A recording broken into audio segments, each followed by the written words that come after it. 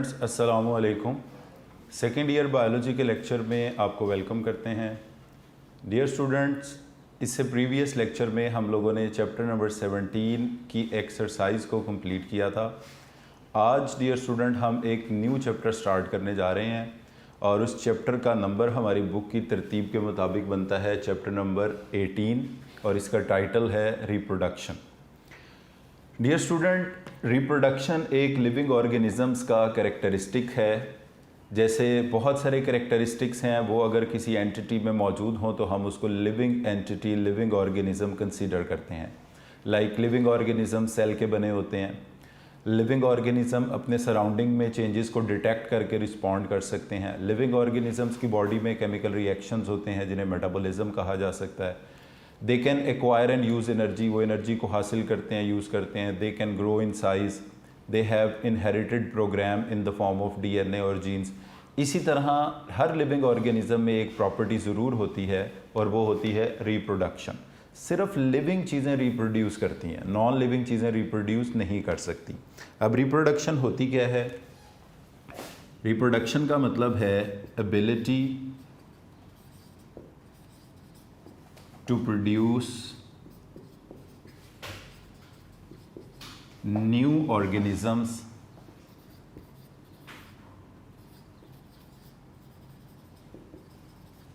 like themselves.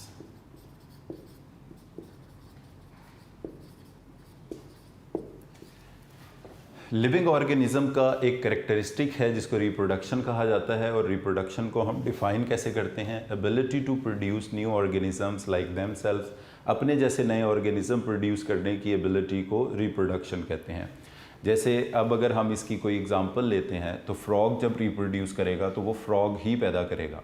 इसी तरह अगर कोई मस्टर्ड प्लांट, सरसों का पौधा ज़मीन में उसके सीड लगाए जाएंगे तो उससे मस्टर्ड प्लांट ही ग्रो करेगा। ह्यूमन बीइंग के बेबीज़ ह्यूमन बीइंग जैसे ही होंगे। तो हर ऑर्गेनिज़म जब रिप्रोडक्शन करता है तो वो अपने जैसे न्यू ऑर्गेनिज़म, अपने जैसे ऑफस्प्रिंग्स पैदा करता है। इस एबिलिटी को कहा जाता है रिप्रोडक्शन। और reproduction is the characteristics of living organism. किसी भी लिविंग ऑर्गेनिज़म का ये कैरेक्टर होगा, नॉन लिविंग चीज़ें कभी भी रिप्रोड्यूस नहीं कर सकती। अब डियर स्टूडेंट, रिप्रोडक्शन की दो बेसिक टाइप हैं, दो फंडामेंटल टाइप्स हैं, जिसमें आता है asexual reproduction. There are two basic types of reproduction.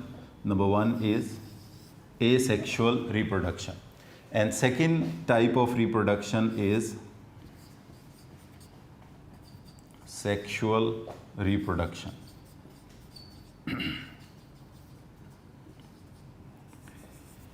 Dear student, इस हमारे इंट्रोडक्टरी पार्ट के अंदर यही एक इम्पॉर्टेंट शॉर्ट क्वेश्चन वाला पेपर के लिए चीज़ पूछी जा सकती है और वो ये है, differentiate between sexual and asexual reproduction. तो अब हम इनको डिफरेंशिएट करते हैं। लाइक सबसे पहले हम बात करते हैं एसेक्सुअल रिप्रोडक्शन की। एसेक्सुअल रिप्रोडक्शन में वन पेरेंट इन्वॉल्व होगा। इसके लिए मेल फीमेल पार्टनर्स की ज़रूरत नहीं है। There is only one parent involve in asexual reproduction. इसके बाद एसेक्सुअल रिप्रोडक्शन बेस करती है जिस सेल डिवीजन पे, इसको कहा जाता है माइटोसिस। फिर एसेक्सुअल रिप्रोडक्शन के दौरान नो फर्टिलाइजेशन, कोई स्पर्म एग की यूनियन नहीं होती, नो फर्टिलाइजेशन। ऑब्वियसली अगर फर्टिलाइजेशन नहीं होगी so there is no zygote, कोई जाइगोट नहीं बनेगा, कोई एम्ब्रियो नहीं बनेगा। और जो ऑफस्प्रिंग होंगे वो आइडेंटिकल टू पेरेंट्स होंगे। ऑफस्प्रिंग औलाद को कहते हैं, प्रोजनी को कहते हैं। They are identical to parents, they are identical to their parents, वो अपने पेरेंट्स के आइडेंटिकल होंगे।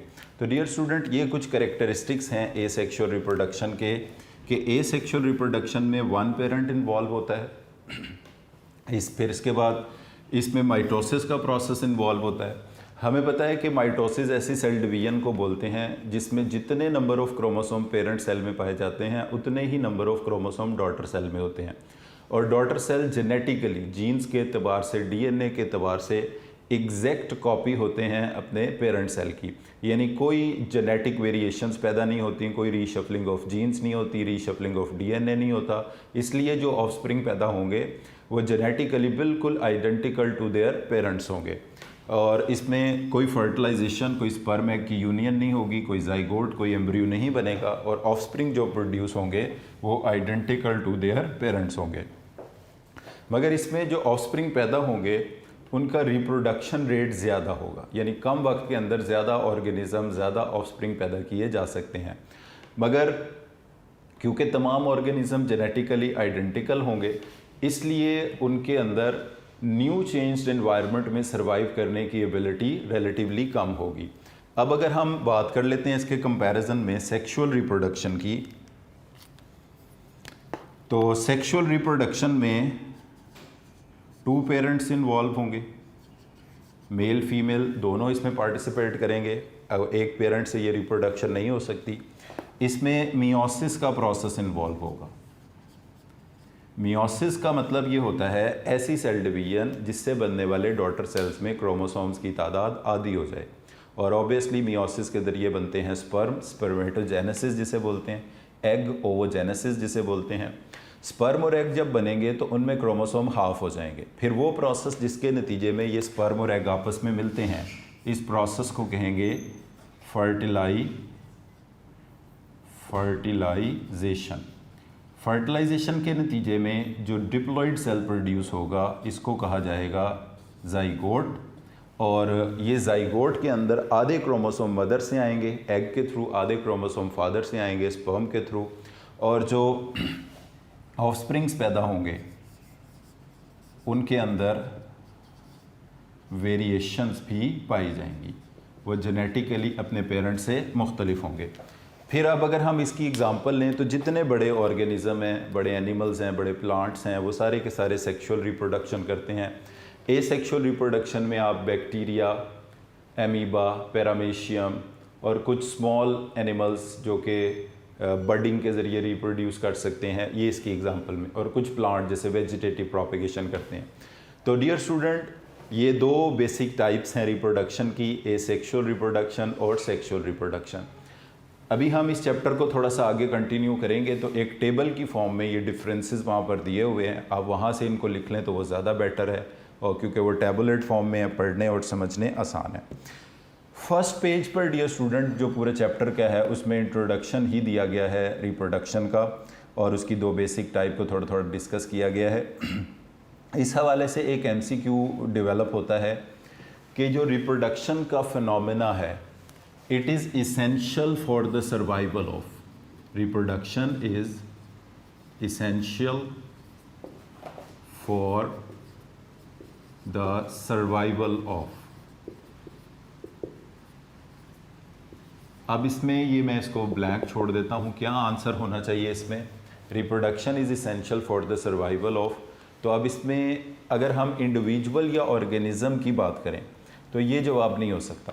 एक शख्स, एक इंडिविजुअल, एक ऑर्गेनिज्म अगर अपनी लाइफ में रिप्रोड्यूस नहीं भी करता तो उसकी लाइफ को कोई ख़तरा नहीं है इससे।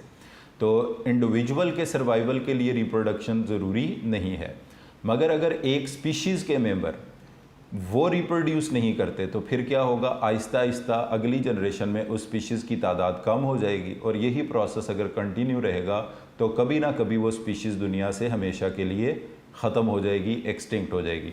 तो डियर स्टूडेंट, ये बात आपने याद रखनी है कि reproduction is essential for the survival of species, not for the survival of individual. अब हमें पता है एक स्पीशीज़ के मेंबर जो किसी ख़ास जगह और ख़ास वक्त में पाए जाते हैं, they will form population.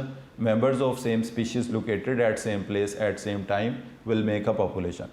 तो अगर किसी जगह पर ऑप्शन स्पीशीज़ की जगह पॉपुलेशन लिखी हो तो भी बात ठीक है, क्योंकि एक पॉपुलेशन में एक ही स्पीशीज़ होती है। So we can say reproduction is essential for the survival of species और population, but not for an organism और एन इंडिविजुअल। तो डियर स्टूडेंट, ये थोड़ा सा इंट्रोडक्शन हमने रिप्रोडक्शन का कर लिया। अब हम अपने मेन टॉपिक पर आते हैं जो आज हम डिस्कस करेंगे। चैप्टर नंबर 18 का जो सेकंड पेज है, अगर आप वहाँ से निकालें तो पहले हिस्से में जो टॉपिक हमने डिस्कस करना है वो है reproduction in plants. Reproduction in plants का मेजर टॉपिक है जो आज हम यहाँ पर डिस्कस करने जा रहे हैं। Reproduction in plants. Dear students, plants का कोई भी ग्रुप हो उसमें सेक्सुअल रिप्रोडक्शन के लिए एक ही फिनोमिना ऑब्जर्व होता है जिसको फंडामेंटली हम कहते हैं कि वो तमाम ग्रुप्स के अंदर सेम है, मगर प्लांट्स के डिफरेंट ग्रुप में थोड़ी थोड़ी उसके अंदर वेरिएशन हो सकती है और उस फिनोमिना को कहा जाता है ऑल्टरनेशन ऑफ जनरेशन। तो सबसे पहले हम इसी फिनोमिना को आज यहाँ पर डिस्कस करने जा रहे हैं। प्लांट्स के लाइफ साइकिल में दो जनरेशन्स होती हैं। एक जनरेशन को बोला जाता है गेमीटोफाइट और दूसरी जनरेशन को कहा जाता है स्पोरोफाइट। डियर स्टूडेंट्स, एक बात याद रखिएगा, PHYTE ये जिस भी बोटेनिकल टर्म के लास्ट में इस्तेमाल किया जाए, जैसे यहाँ पर ये वर्ड यूज़ किया गया है फाइट, गेमीटोफाइट, इसके बाद यहाँ पे वर्ड यूज़ किया गया है स्पोरोफाइट, इसका मतलब होता है प्लांट। तो गेमीटोफाइट, स्पोरोफाइट ये प्लांट्स हैं। गेमीटोफाइट का मतलब क्या होगा? गेमीटोफाइट का मतलब है gamete producing plant. Gamete producing plant, gamete produce करने वाले प्लांट को कहा जाता है गेमीटोफाइट। और इसी तरह spore producing plant, spore producing plant को कहा जाएगा स्पोरोफाइट। अब डियर स्टूडेंट, ये दो अलग-अलग प्लांट्स हैं, अलग-अलग जनरेशन्स हैं, अलग-अलग प्लांट्स हैं इंडिपेंडेंट, और गेमीटोफाइट का काम सिर्फ गेमीट पैदा करना है, स्पोरोफाइट का काम सिर्फ और सिर्फ स्पोर्स पैदा करना है। जो गेमीटोफाइट जनरेशन है ये होती है 1N। 1N का मतलब होता है हैप्लॉइड, और स्पोरोफाइट जनरेशन होती है 2N। 2N का मतलब है डिप्लॉइड, यानी गेमीटोफाइट जनरेशन हैप्लॉइड होती है, स्पोरोफाइट जनरेशन 2N डिप्लॉइड होती है। ये अब एक आप रूल याद रख लें, प्लांट के लाइफ साइकिल में जो भी हैप्लॉइड सेल पैदा होगा वो बिलोंग करेगा गेमीटोफाइट से, और प्लांट के लाइफ साइकिल में जो भी डिप्लॉइड सेल पैदा होगा वो बिलोंग करेगा स्पोरोफाइट से। अब नेक्स्ट डिफरेंसेस इनके देखते हैं। Gametes are always produced by mitosis. ये प्लांट्स में यह बात याद रखनी है आपने कि प्लांट में स्पर्म और एग माइटोसिस से बनते हैं, एनिमल्स में स्पर्म और एग मियोसिस से बनते हैं। तो अभी हम पढ़ रहे हैं रिप्रोडक्शन इन प्लांट्स, तो इसलिए गेमीटोफाइट जनरेशन जो गेमीट पैदा करेगी वो माइटोसिस से होगी, और स्पोरोफाइट जनरेशन ने जो स्पोर पैदा करने हैं वो मियोसिस से होंगे। अब मियोसिस को हम एक और नाम भी देते हैं, इसको कहते हैं रिडक्शन डिवीजन, क्योंकि मियोसिस से जो डॉटर सेल्स पैदा होते हैं उनके अंदर क्रोमोसोम्स की तादाद पेरेंट सेल्स के मुकाबले में आधी हो जाती है, इसलिए मियोसिस को रिडक्शन डिवीजन भी कहा जा सकता है। तो जिस जगह पर मियोसिस लिखा हो, रिडक्शन डिवीजन लिखा हो, बात एक ही है। अब डियर स्टूडेंट्स, गेमीटोफाइट जनरेशन वो होगी जो हैप्लॉइड हो, गेमीट प्रोड्यूस करे माइटोसिस के ज़रिए। स्पोरोफाइट जनरेशन वो होगी जो स्पोर पैदा करे मियोसिस के ज़रिए और ख़ुद डिप्लॉइड हो। अब डियर स्टूडेंट, गेमीटोफाइट में दो तरह के गेमीट होते हैं, मेल गेमीट जिसको कहा जाता है स्पर्म, और फीमेल गेमीट जिसको कहा जाता है एग। और स्पर्म और एग की यूनियन के नतीजे में, यानी कि फर्टिलाइजेशन के नतीजे में डेवलप होता है जाइगोट। अब आप देख सकते हैं कि जाइगोट एक ऐसा सेल है जो कि डिप्लॉइड होगा, क्योंकि ये स्पर्म 1N और एग 1N के मिलने से बना है, तो जाइगोट होगा 2N। अब जाइगोट से स्टार्ट हो जाएगी sporophyte generation. Zygote will give rise to embryo, और एम्ब्रियो से जो पौधा पैदा होगा वो स्पोरोफाइट होगा। यहाँ पर ये सारा इसलिए लिखा है कि आपको बताना था कि फर्स्ट सेल स्पोरोफाइट जनरेशन का वो जाइगोट होगा, या स्पोरोफाइट स्टार्ट किससे होगी? स्टार्ट कह दें या आप बोल दें देयर फर्स्ट सेल। स्पोरोफाइट का पहला सेल या स्पोरोफाइट स्टार्ट किससे होगी? From zygote. अच्छा, इसी तरह अब ये जो स्पोरोफाइट जनरेशन है ये जब ग्रोन अप हो जाएगी, बड़े हो जाएंगे, तो इनमें से स्पोर्स पैदा किए जाएंगे बाय मियोसिस। स्पोर्स कैसे पैदा होंगे? मियोसिस के ज़रिए। अब ये जो स्पोर्स हैं ये होंगे 1n और स्पोर्स से स्टार्ट होगी गेमीटोफाइट जनरेशन। जिस तरह हमने कहा कि स्पोरोफाइट जनरेशन स्टार्ट होती है जाइगोट से, इसी तरह गेमीटोफाइट का स्टार्ट या गेमीटोफाइट का जो पहला सेल होगा, फर्स्ट सेल, वो होगा स्पोर। तो डियर स्टूडेंट्स, ये एक कंपैरिजन आपके सामने बनाया है। स्पोर पहला हैप्लॉइड सेल है, इससे गेमीटोफाइट जनरेशन स्टार्ट होगी जो कि हैप्लॉइड है, और जाइगोट पहला डिप्लॉइड सेल है। जाइगोट से जो जनरेशन स्टार्ट होगी वो कहलाएगी स्पोरोफाइट। तो डियर स्टूडेंट, ये बेसिक डिफरेंस याद रख लें स्पोरोफाइट और गेमीटोफाइट का, कि स्पोरोफाइट के गेमीट्स के ज़रिए पैदा हुई है स्पोरोफाइट जनरेशन और स्पोरोफाइट के स्पोर्स के ज़रिए पैदा हुई है गेमीटोफाइट जनरेशन। यानी प्लांट्स में अगर एक पार्ट गेमीटोफाइट का है तो उससे गेमीटोफाइट पौधा पैदा नहीं हो सकता। वो गेमीटोफाइट पौधा पहले पैदा करेगा जाइगोट के ज़रिए स्पोरोफाइट को, फिर वो स्पोरोफाइट पौधा पैदा करेगा स्पोर्स और उससे पैदा होगा गेमीटोफाइट। ना तो डायरेक्ट कोई गेमीटोफाइट पैदा कर सकता है और ना ही कोई स्पोरोफाइट पैदा कर सकता है। दो गेमीटोफाइट जनरेशन के दरमियान स्पोरोफाइट होगा, दो स्पोरोफाइट जनरेशन्स के दरमियान गेमीटोफाइट होगा। यानी स्पोरोफाइट गेमीटोफाइट के ज़रिए ऑल्टरनेट करेगा, गेमीटोफाइट स्पोरोफाइट के ज़रिए ऑल्टरनेट करेगा। इसलिए इस पूरे प्रोसेस को नाम दिया जाएगा ऑल्टरनेशन ऑफ जनरेशन। ये पूरे का पूरा फिनोमेना कहलाएगा ऑल्टरनेशन ऑफ जनरेशन। गेमीटोफाइट से स्पोरोफाइट, स्पोरोफाइट से गेमीटोफाइट बनना, this whole process is known as alternation of generation.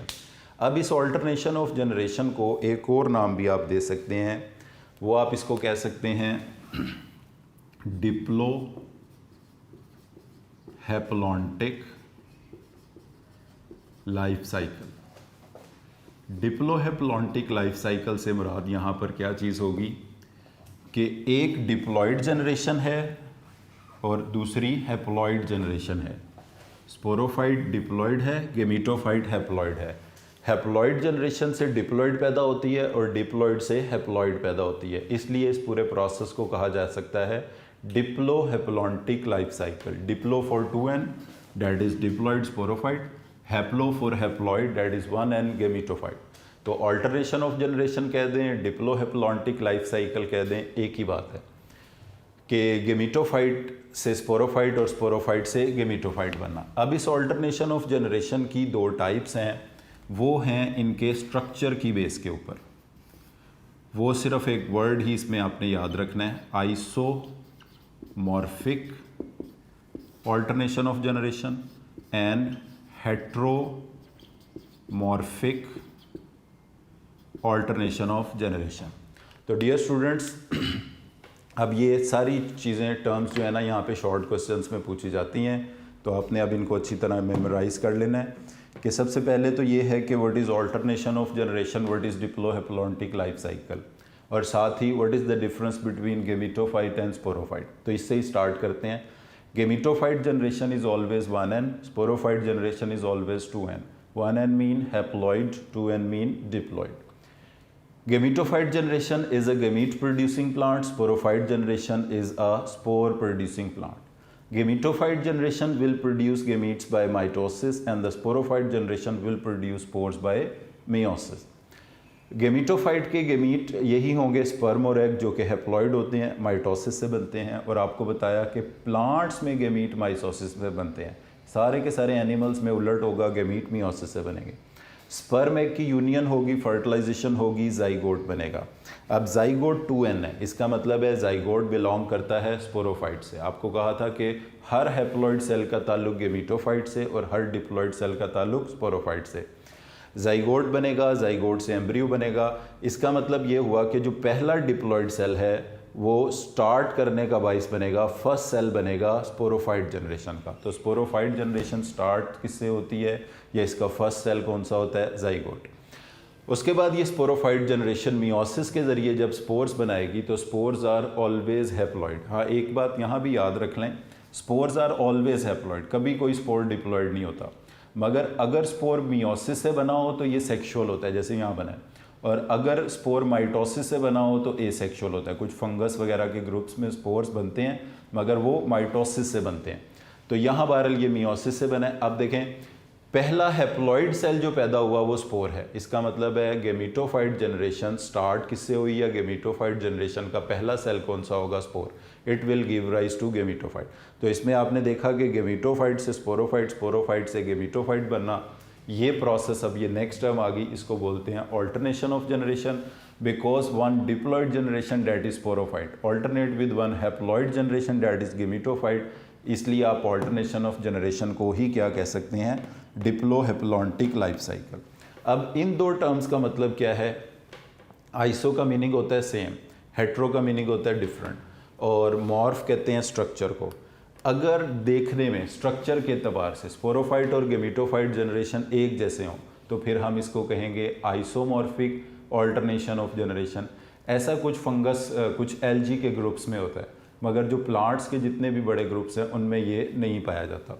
तो आइसोमॉर्फिक का मतलब ये है if gametophyte and sporophyte generation are structurally alike. फ़र्क तो रहेंगे यही कि वो हैप्लॉइड, डिप्लॉइड, गेमीट, स्पोर बनाने के, मगर स्ट्रक्चरली अपेरेंटली देखने में एक जैसे हो, तो इसको कहते हैं isomorphic alternation of generation. If both generation are structurally different as well तो फिर हम इसको कहते हैं हेट्रोमॉर्फिक ऑल्टरनेशन ऑफ जनरेशन, इसको बोलते हैं।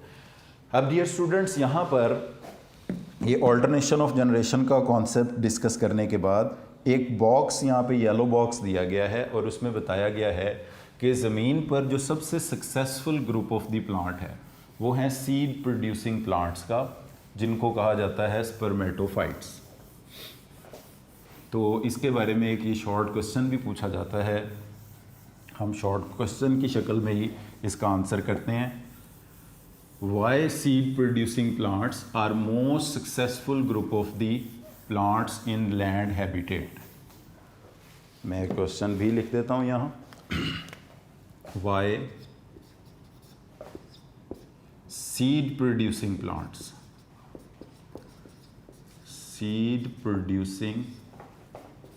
plants are successful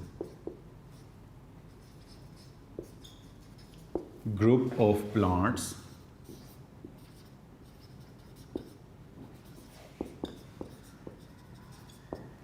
on land habitat।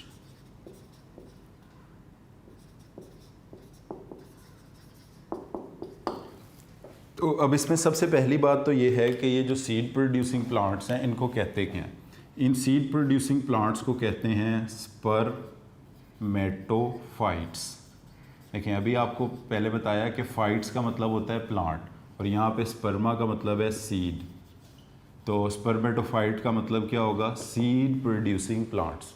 तो seed producing plant most successful group of the plants हैं ऑन लैंड हैबिटेट, सबसे कामयाब ग्रुप हैं पौधों के ज़मीन पर।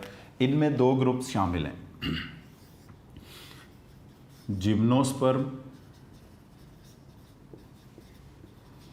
जिम्नो का मतलब होता है नेकेड, अनकवर्ड, और स्पर्म अभी आपको बताया ऊपर, ये सीड को बोलते हैं। और दूसरा ग्रुप है एंजियोस्पर्म।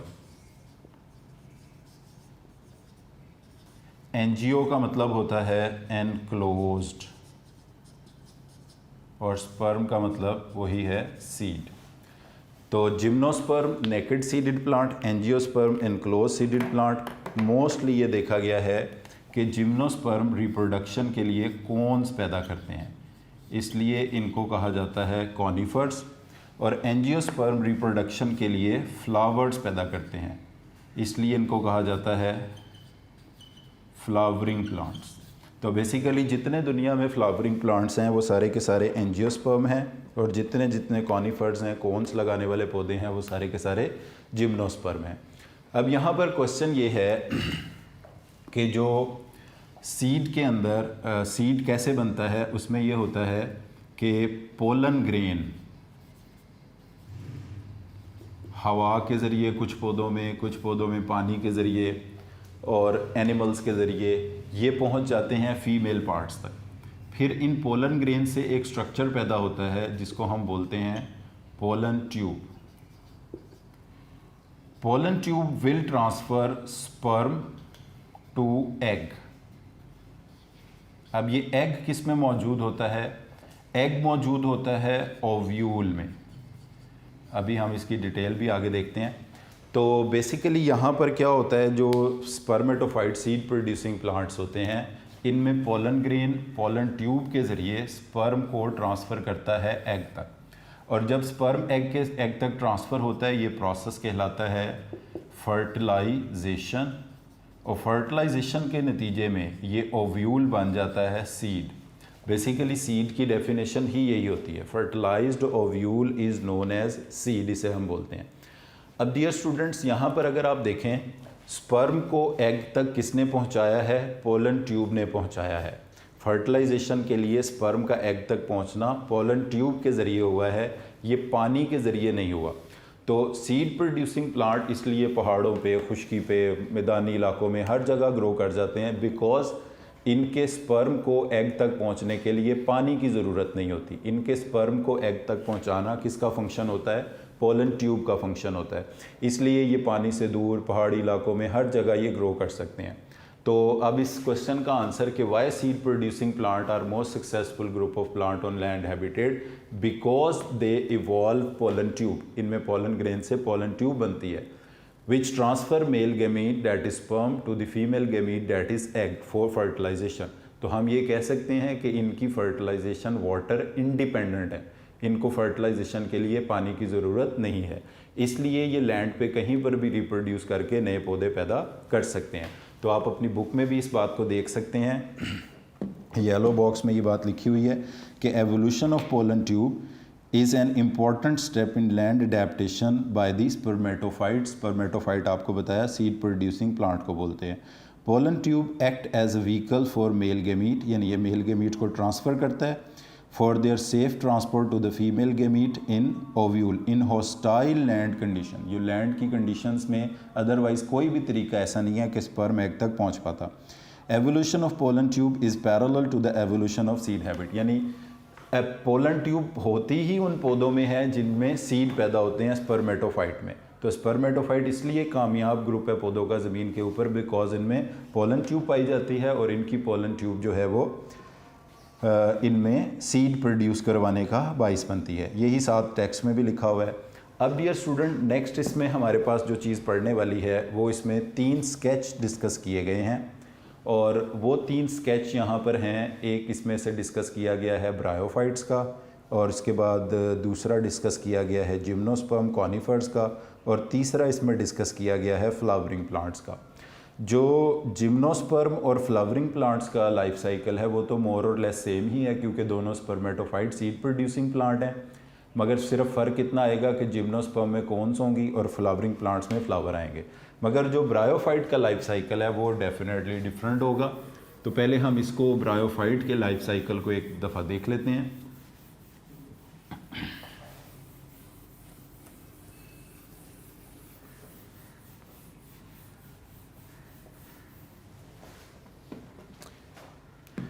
डियर स्टूडेंट्स, ब्रायोफाइट के लाइफ साइकिल में अगर आप देखें तो इसको हम स्टार्ट करते हैं गेमीटोफाइट जनरेशन से, जो कि इसका थैलॉइड जनरेशन होती है, थैलस होता है। जो इसमें थैलस होता है, थैलस का मतलब ये होता है ऐसी plant body which is not differentiated into root stem and leaf, इसको कहा जाएगा गेमीटोफाइट। और वो अभी हम पढ़कर आए हैं कि ये गेमीटोफाइट 1n होता है, हैप्लॉइड होता है। अब इस गेमीटोफाइट पे जो मेल रिप्रोडक्टिव ऑर्गन लगेगा, ये सिंबल मेल का, उसको कहा जाता है एंथेरिडिया, और जो फीमेल रिप्रोडक्टिव ऑर्गन लगेगा इसको कहा जाता है आर्चिगोनिया। अब आपको पता है कि आर्चिगोनिया में पैदा होंगे एग और एंथेरिडिया में पैदा होंगे स्पर्म, और ये स्पर्म और एग कैसे पैदा होंगे? माइटोसिस के ज़रिए। फिर इनकी यूनियन के नतीजे में, इनकी फर्टिलाइजेशन के नतीजे में, और इनकी फर्टिलाइजेशन होगी कीमोटेक्सिस के ज़रिए, यानी कि पानी के ज़रिए स्पर्म मूव करके एग तक जाएंगे। और जब फर्टिलाइजेशन होगी तो इससे बनेगा जाइगोट, जाइगोट से बनेगा एम्ब्रियो, और एम्ब्रियो से जो प्लांट पैदा होगा इसको कहेंगे स्पोरोफाइट, जो कि हम पहले पढ़ चुके हैं, डिप्लॉयड होगा। स्पोरोफाइट में कुछ सेल्स होंगे जिनको हम कहते हैं spore mother cell, spore mother cells, ये डिप्लॉयड होंगे और ये मियोसिस करके या रिडक्शन डिवीजन के नतीजे में पैदा करेंगे स्पोर्स, और उन स्पोर्स से फिर ये गेमेटोफाइट जनरेशन पैदा होगी। ये मैं थोड़ा सा आपकी बुक से भी इसका बता देता हूँ, आप एक बार देख लें। अगर हम इसको स्टार्ट करते हैं थैलस से, थैलस के साथ देखें आप लिखा है 1n हैप्लॉइड जनरेशन, और ये गेमेटोफाइट जनरेशन है। इनका जो फीमेल ऑर्गन है रिप्रोडक्टिव उसे आर्चिगोनिया बोलते हैं, और मेल रिप्रोडक्टिव ऑर्गन को एंथेरिडिया बोलते हैं। आर्चिगोनिया में ओ स्फीयर बनता है और ओ स्फीयर एग को ही कहते हैं। ये भी एक डिफरेंस यहाँ पे याद रख लें कि ओ स्फीयर ये एग को बोलते हैं, और ओ स्पोर ये जाइगोट को बोलते हैं। तो आप देख सकते हैं कि यहाँ लिखा होगा ओ स्फीयर, ये एग को ही बोलते हैं।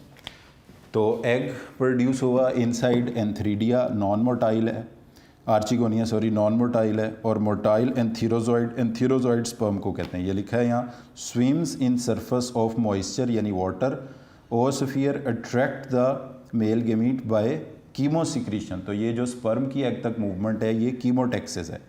फर्टिलाइजेशन होगी आर्चिगोनिया, इससे जाइगोट बनेगा, एम्ब्रियो बनेगा, स्पोरोफाइट बन जाएगा। अब स्पोर मदर सेल किसे बोलते हैं? स्पोर प्रोड्यूसिंग सेल को बोलते हैं। अब ये बात भी याद रख लें, स्पोर हमेशा हैप्लॉइड होता है, मगर जो स्पोर मदर सेल है वो हमेशा डिप्लॉयड होता है। तो इस तरह स्पोर पैदा होगा जो कि हैप्लॉइड होगा, और इससे फिर नेक्स्ट जो जनरेशन पैदा होगी वो गेमीटोफाइट होगी। यहाँ पर जो सबसे अहम बात याद रखने वाली है वो ये है कि इनको फर्टिलाइजेशन के लिए पानी की ज़रूरत है, इसलिए ब्रायोफाइट्स को एम्फीबियंस ऑफ प्लांट भी कहते हैं, बिकॉज इनको रिप्रोडक्शन के लिए, फर्टिलाइजेशन के लिए पानी की ज़रूरत है। और इनके स्पर्म एग तक जाते हैं, स्पर्म मोटाइल होते हैं, एग नॉन मोटाइल होते हैं, और स्पर्म की एग की तरफ मूवमेंट कीमोसिक्रीशन की वजह से होती है, इसलिए इस मूवमेंट को हम कीमोटेक्सिस का नाम देते हैं। तो डियर स्टूडेंट्स, आज के लेक्चर को हम यहीं पर मुकम्मल करते हैं। अभी हमने life cycle of bryophyte plant में सेक्सुअल रिप्रोडक्शन के हवाले से डिस्कस किया है। नेक्स्ट ग्रुप में, नेक्स्ट लेक्चर में हम लोग फ्लावरिंग प्लांट्स का लाइफ साइकिल और साथ जिम्नोस्पर्म का लाइफ साइकिल जो है वो डिस्कस करेंगे। तो आज के लेक्चर को हम इधर ही कंक्लूड करते हैं। Thank you very much for today.